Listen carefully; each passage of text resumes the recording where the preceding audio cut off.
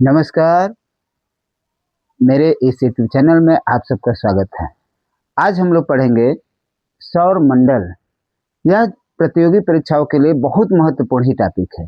SSC, railway, TET, police, इसके अलावा अन्य प्रतियोगी परीक्षाओं में इससे सीधे प्रश्न पूछे जाते हैं। इन समय में सौर मंडल, अब सौर मंडल के विषय में जानते हैं। यह वीडियो पूरा देखिएगा ताकि वीडियो के अंत में बहुत सारे जो प्रतियोगी परीक्षा में पूछे गए प्रश्न हैं, इससे संबंधित आपको बहुत सारी बातें मिलेंगी, इसलिए ये वीडियो को एकदम पूरा देखिएगा। आइए चलते हैं, देखते हैं ये क्या सौर मंडल, सोलर सिस्टम। इसको सौर मंडल या सोलर सिस्टम या सौर परिवार भी कहा जाता है। अब सौर मंडल क्या है? सूर्य के चारों ओर चक्कर लगाने वाले विभिन्न ग्रहों, क्षुद्र ग्रहों, धूमकेतुओं, उल्काओं तथा अन्य आकाशीय पिंडों के समूह को सौरमंडल कहा जाता है। यानी सूर्य और उसके चारों ओर घूमने वाले, सूर्य के चारों ओर घूमने वाले, ये सन हो गया, सूर्य हो गया, और इसके चारों ओर घूमने वाले जो भी ग्रह होंगे, क्षुद्र ग्रह होंगे, यानी कुल आकाशीय पिंड, जितने आकाशीय पिंड है जो सूर्य के चारों तरफ चक्कर लगाते हैं, ये सूर्य और उनके आकाशीय पिंडों के समूह को क्या कहा जाता है? सौरमंडल। सीधी सी बात, सूर्य और उससे चारों ओर घूमने वाले आकाशीय पिंडों के समूह को सौरमंडल कहा जाता है। अब ग्रहों में जो ग्रह इसके चारों तरफ घूमते हैं, सूर्य के चारों तरफ घूमने वाले ग्रह कितने होते हैं? 8 होते हैं। यानी सौरमंडल में कुल कितने ग्रह है? 8 है।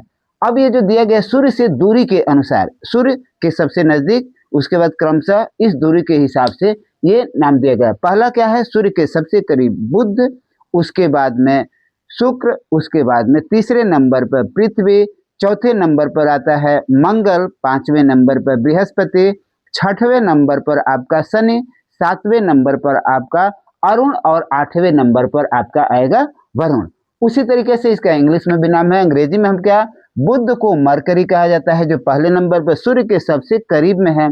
दूसरे नंबर पर शुक्र है, ये वेनस। तीसरे नंबर पर पृथ्वी, अर्थ है। चौथे नंबर पर मंगल, जिसको मार्स कहा जाता है, और पांचवें नंबर पर बृहस्पति यानी जुपिटर, और छठवें नंबर पर शनि, सैटर्न, और सातवें नंबर पर अरुण यानी यूरेनस, और आठवें नंबर पर वरुण यानी नेपच्यून है।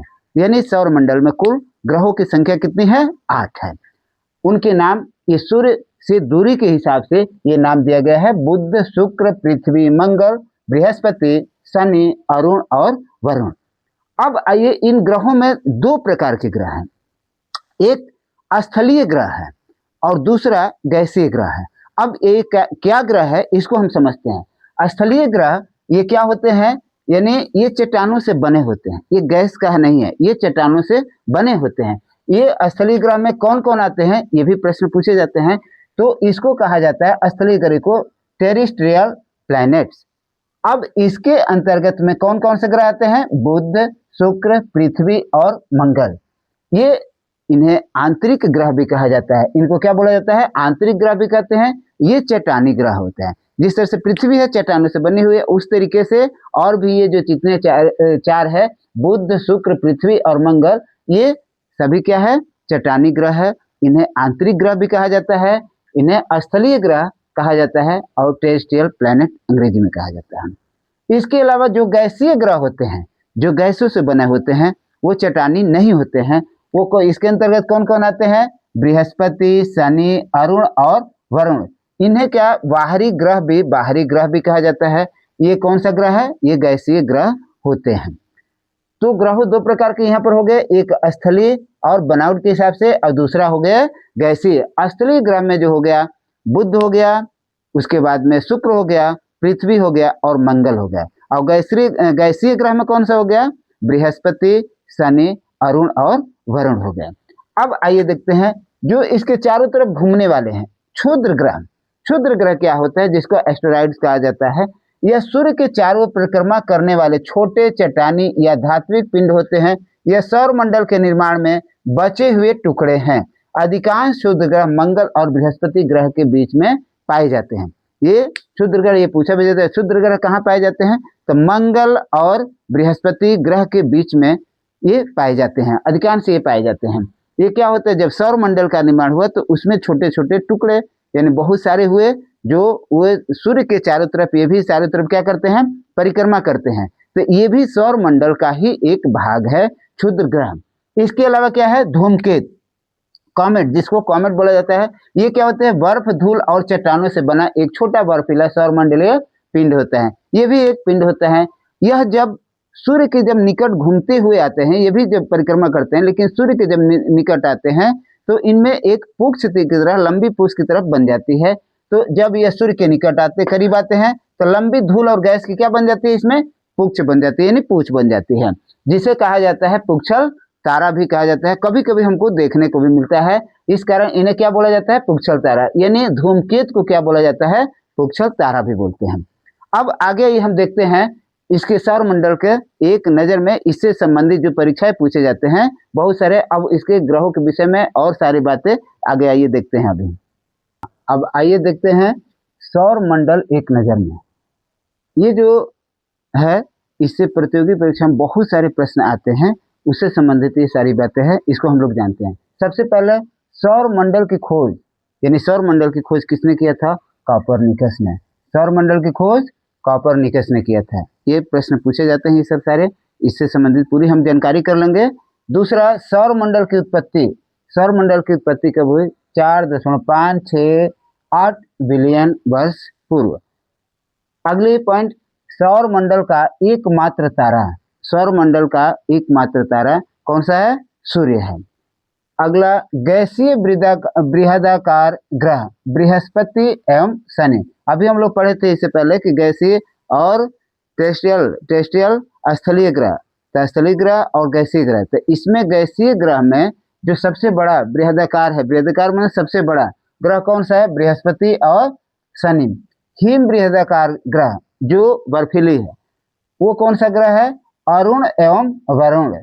सौरमंडल का निकटतम तारा, ये बहुत महत्वपूर्ण है, सौरमंडल का निकटतम तारा, सौरमंडल में सूर्य के बाद कौन सबसे नजदीक में है, तो सबसे पहला नजदीक है प्रॉक्सिमा सेंचुरी, उसके बाद में जस्ट अल्फा सेंचुरी। ये दो निकटतम तारा है सौरमंडल में, सबसे नजदीक का तारा है।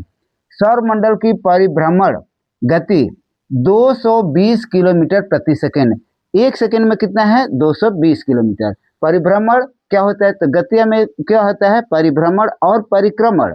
परिभ्रमण जो अपने आप में, जिस तरीके से पृथ्वी जो होती है अपने धुरी पर चक्कर लगाती रहती है, कितना, 24 घंटे में। तो 24 घंटे में पृथ्वी जो है अपनी दूरी पर एक चक्कर पूरा करती है, इसको कहा जाता है परिभ्रमण। और सूर्य के चारों तरफ जो घूमती है, जो एक वर्ष में पूरा एक चक्कर लगाती है, उसको कहा जाता है परिक्रमण, यानी परिक्रमा करना। आइए, परिभ्रमण यानी अपने धुरी पर एक चक्कर लगाना, ये परिभ्रमण हो जाएगा, और सूर्य के चारों तरफ घूमना परिक्रमण हो जाएगा, यानी परिक्रमा। अब उसी तरीके से सौरमंडल जो है परिभ्रमण करता है, जो अपने चारों तरफ घूम रहा है, वो किस गति से, 220 किलोमीटर प्रति सेकेंड। सूर्य की परिक्रमा, सूर्य चारों तरफ किसकी परिक्रमा कर रहा है, जिस तरह से पृथ्वी और ग्रह सूर्य के चारों तरफ परिक्रमा करते हैं, उसी तरीके से सूर्य भी परिक्रमा किसका, दुग्ध मेखला के चारों ओर वो घूम रहा है। और किस गति के घूम रहा है, 250 किलोमीटर प्रति सेकेंड के स्पीड से वो चारों तरफ घूम रहा है। सूर्य का परिभ्रमण काल, जिस तरह से पृथ्वी परिभ्रमण करती है कितने घंटे में, 24 घंटे में, तो इसका परिभ्रमण काल क्या हो जाएगा, 24 घंटा। 24 घंटा के अंदर पूरा एक चक्कर लगा लेते हैं। उसी तरीके से सूर्य का परिभ्रमण काल 25 करोड़ वर्ष है। 25 करोड़ में एक चक्कर होता है, जिसे क्या कहा जाता है, इसे ब्रह्मांड वर्ष भी कहा जाता है। आगे, सूर्य से सबसे निकट ग्रह, सूर्य के से सबसे निकट ग्रह कौन सा होता है, सूर्य के सबसे निकट, अभी हम लोग पीछे पढ़े कि क्रम वाइज सबसे पहला ग्रह होता है बुध। तो ये हो गया बुध। सूर्य से सबसे दूर का ग्रह, जो सबसे दूर है, तो अंत में अरुण और वरुण, यानी वरुण अंत में ग्रह है, लास्ट वाला ग्रह है, अंतिम ग्रह है, तो सबसे दूर का ग्रह कौन सा हो जाएगा, वरुण हो गया। सबसे बड़ा ग्रह, यानी 8 ग्रह में सबसे बड़ा ग्रह कौन होता है, बृहस्पति। सबसे बड़ा ग्रह बृहस्पति। सबसे छोटा ग्रह बुध होगा। नीला ग्रह या जल ग्रह, नीला ग्रह या जल ग्रह कौन सा है, पृथ्वी। इस संबंधित ये सारे प्रश्न है कि नीला ग्रह या जल ग्रह किसे कहा जाता है, किस ग्रह को कहा जाता है, तो पृथ्वी को। हरा ग्रह वरुण को कहा जाता है, पीला ग्रह अरुण को कहा जाता है, लाल ग्रह किसको कहा जाता है, मंगल को, लाल ग्रह मंगल को कहा जाता है। और सबसे भारी ग्रह अगर बड़ा है तो सबसे भारी है, तो वो ग्रह कौन सा है? बृहस्पति है। सौंदर्य का देवता किस ग्रह को कहा जाता है? शुक्र को कहा जाता है। सौंदर्य का देवता किस ग्रह को कहा जाता है? शुक्र को कहा जाता है। अनोखा ग्रह पृथ्वी है, इस पर जीवन है, ये अनोखा ग्रह है। लेटा हुआ ग्रह अरुण है, क्योंकि वो ज्यादा झुका हुआ है। जिस तरीके से पृथ्वी 23.5 डिग्री झुकी हुई है अपने एक्स पर, तो इससे ज्यादा ये अरुण अपने झुका हुआ है एक्सिस से धुरी पर, तो इसको इसलिए उसे लेटा हुआ ग्रह कहा जाता है। रिंग वलय, ये रिंग चारों तरफ, उस ग्रह के चारों तरफ रिंग बना हुआ है, एक घेरा वलय बना हुआ है जिसको कहा जाता है रिंग वलय। वो किसके पास में है? शनि। सर्व भोर एवं सांझ का तारा किसको बोला जाता है? शुक्र को, क्योंकि वो सुबह और शाम को दिखाई देता है। सुबह में और फिर शाम को ये दिखाई देता है, सुबह भी हो जाता है, निकल जाता है, और शाम को भी। तो ये भोर एवं सांझ का तारा, भोर एवं सांझ का तारा, शाम को, सांझ का मतलब शाम का तारा, और भोर सुबह में, यानी मॉर्निंग एंड इवनिंग का ये स्टार है, तारा इसे कहा जाता है। सर्वाधिक गर्म ग्रह, सबसे ज्यादा गर्म ग्रह कौन सा होता है? शुक्र सर्वाधिक गर्म ग्रह है। सबसे कम झुका हुआ ग्रह कौन सा है? बुध सबसे कम झुका हुआ ग्रह है। पृथ्वी 23.5 डिग्री, तो इससे कम, सबसे कम झुका हुआ ग्रह कौन सा है? बुध है। सर्वाधिक सुंदर दिखाई देने वाला ग्रह शनि है। ग्रहों की गति का नियम किसने में, ग्रह गति करते हैं, इस गति के नियम को किसने दिया था?